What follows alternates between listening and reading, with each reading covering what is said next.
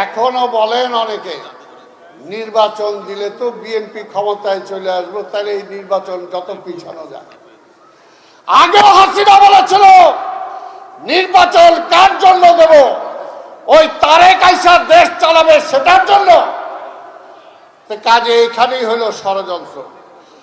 যারা নির্বাচন পেছাতে চায়, যারা জনগণের অধিকার জনগণকে ফিরিয়ে দিতে চায়, তারা এই দেশের জন্য রাজনীতি করে না।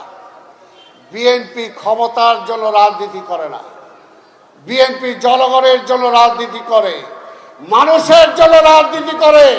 তাই বেগম খালেদা জিয়া প্রধানমন্ত্রী হওয়ার পরও প্রধানমন্ত্রিত্ব ছেড়ে দিয়েছেন। আওয়ামী লীগ বহুবার বলেছে স্বরাষ্ট্রমন্ত্রী সহ কয়টা মন্ত্রী চান নিয়ে নেন, বেগম খালেদা জিয়া রাজি হয় নাই। যদি বিএনপি চাইতো এই 5ই আগস্টের পরিবর্তনের পরে, যেটা অন্যান্য রাজনৈতিক দল চেয়েছিল, তাহলে বিএনপির নেতৃত্বে জাতীয় সরকার গঠন করে বিএনপি ক্ষমতায় যেতে পারত। কিন্তু বিএনপি জনগণকে ক্ষমতায়িত করতে চায়, জনগণের ভোটে নির্বাচিত হতে চায়। তাই সেটার জন্য আমরা নির্বাচন চাই। যারা নির্বাচনে ভয় পায়, নিশ্চয়ই জনগণ তাদেরকে ভালোবাসে না। আর আমরা নির্বাচন চাই কারণ জনগণ আমাদের সাথে আছে। এখন পর্যন্ত এই অন্য কোনো রাজনৈতিক দল সংস্কারের পক্ষে কোনো কথা বলছে? এই সরকার কোনো কিছু পরিষ্কার জানাইছে?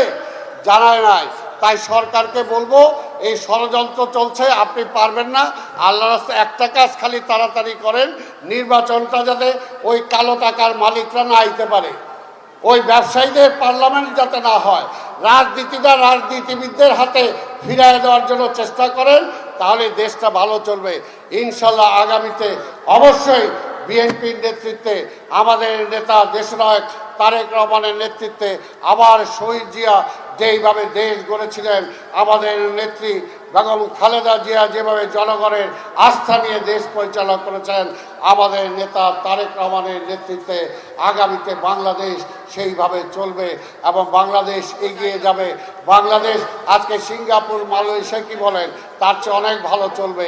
আমাদের যে সম্পদ আছে, খালি যে লুটটা বন্ধ করতে পারি, চুরিটা বন্ধ করতে পারি, হাইজ্যাকটা বন্ধ করতে পারি, সুষম বন্টন করতে পারি, একজনে না খায় সবাইকে খাওয়াইতে পারি, তাহলে সব কিছু সম্ভব।